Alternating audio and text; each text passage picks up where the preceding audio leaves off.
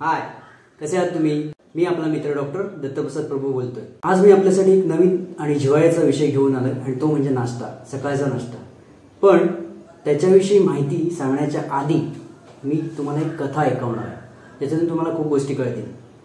थोड्या दिवसापूर्वी आमच्याकडे एक पेशंट आले होते आणि त्यांची जेव्हा मी हिस्ट्री घेतली तेव्हा मला असं कळलं की त्यांना त्वचा रोगाचा विकार आहे आणि जो जवळजवळ 2 वर्षांपासून चालू आहे। हातावर, पायावर, सगळ्या शरीरावर चट्टे उठत चाललेले आहे, खाज येत आहे, अशा प्रकारचा तो विकार होता। त्यांची इतर वेगवेगळ्या पॅथीची औषधं घेऊन झाली होती, पण त्याच्यात काही फरक पडत नव्हता।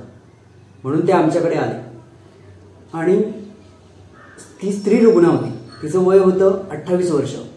तिच्याशी जेव्हा मी बोललो तेव्हा तिच्या दैनंदिन जीवनातील गोष्ट लक्षात आली की तिचा जो नाश्ता आहे त्याची वेळ वेगळी आहे। नाश्त्याचे जे पदार्थ आहेत ते पदार्थ तिच्या शरीरासाठी किंवा प्रकृतीसाठी योग्य नाही आहेत असं आमच्या लक्षात आलं आणि त्याच्यानुसार आम्ही तिला त्या प्रकारचं डाएट फॉलो करायला सांगितलं। डाएट फॉलो केल्यानंतर तिचा प्रॉब्लेम ऑन द स्पॉट 15 दिवसातच कमी व्हायला लागला आणि तिच्या त्वचेचा रंग पण बदलायला लागला।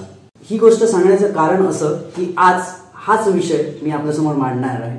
त्याच्यापैकी पहिली गोष्ट ती म्हणजे सकाळचा नाश्ता करण्याची योग्य वेळ ती काय आणि ती कशी ठरवायची असते बुवा। तर अगदी छोटीशी गोष्ट सांगतो।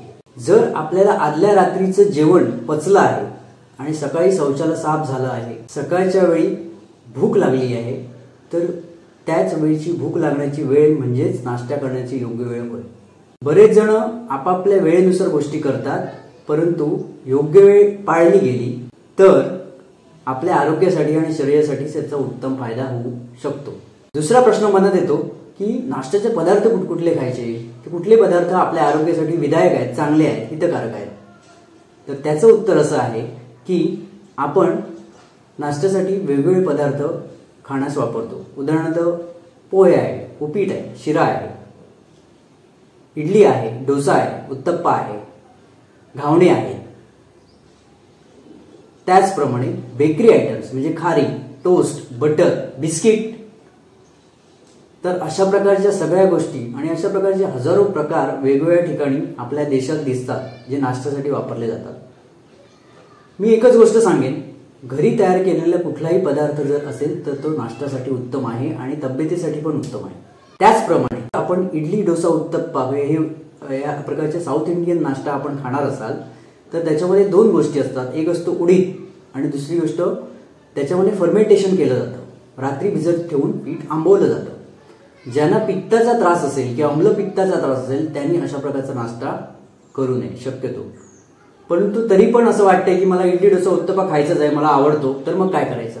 सोपी गोष्ट आहे, उडदाऐवजी मूग वापरा, मूग डाळ वापरा, थोडंसं तांदूळ वापरू शकता, तांदळाचा रवा पण बाजारात मिळतो त्याचा वापर करू शकता। म्हणून त्याच्यामुळे पित्ताचा त्रास हा टाळला जाऊ शकतो, अम्लपित्त कमी होऊ शकतो। दुसरी गोष्ट पोहे, शिरा आणि उपीट हे जे पदार्थ बनवले गेलेले आहेत त्यापैकी पोहे हा पदार्थ आहे, शिरा हा पदार्थ आहे, उपीट हा पदार्थ आहे, हे पदार्थ आलटून पालटून आपण वापरले पाहिजे। आपल्याला फक्त पोहेच आवडत आहेत किंवा एखादा ठराविक पदार्थ आवडतोय म्हणून तोच आपण 7 दिवस खायचा, तर असं नाही। हे आलटून पलटून वापरायचे पदार्थ आहेत आणि नाश्ता हा नाश्त्यासारखाच करायचा आहे, जेवणासारखा करायचा नाही भरपेट। तो थोड्या प्रमाणातच करायचा असतो। म्हणजे उदाहरणार्थ आपल्या घरी एखादी छोटी प्लेट असते, अगदी छोटी प्लेट, किंवा आपण बघतो बाहेरची प्लेट तुम्हाला देतात उपम्याची, शिऱ्याची किंवा कुठे बाहेरच्या ठिकाणी, तेवढ्या आकाराची छोटी प्लेट जी असेल ना तेवढा प्लेटच आपल्याला नाश्ता पाहिजे। नाश्त्याचा उद्देश काय आहे की सकाळी जेव्हा आपण कामावर जातो तेव्हा थोडंसं पोट भरलेलं हो, एवढाच उद्देश आहे आपल्या नाश्त्याचा। नाश्ता म्हणजे पोटभर जेवण नव्हे, त्यामुळे तो कमी प्रमाणात असावा आणि जेणेकरून आपलं काम व्यवस्थित चालू शकेल पुढचं, अशा प्रकारचा असावा। जड नाश्ता जर केला गेला, मगाशी सांगितल्यामुळे ज्याच्यामध्ये उडीद आहेत किंवा पोहे आहेत, तर आपल्याला झोप येण्याची शक्यता असते। त्यामुळे झोप ज्याने येत असेल त्यांनी पोहे, उडीद असलेला नाश्ता, साऊथ इंडियन नाश्ता हा शक्यतो टाळण्याचा प्रयत्न करावा। त्याच्यामुळे मला एवढंच सांगायचं आहे की नाश्ता करताना कमी प्रमाणात करावा, पहिल्यांदा जेव्हा भूक लागेल तेव्हाच करावा आणि तो जेवणासारखा नसावा। आजच्या भागात एवढेच, आता भेटूया पुढच्या भागात। तोपर्यंत धन्यवाद।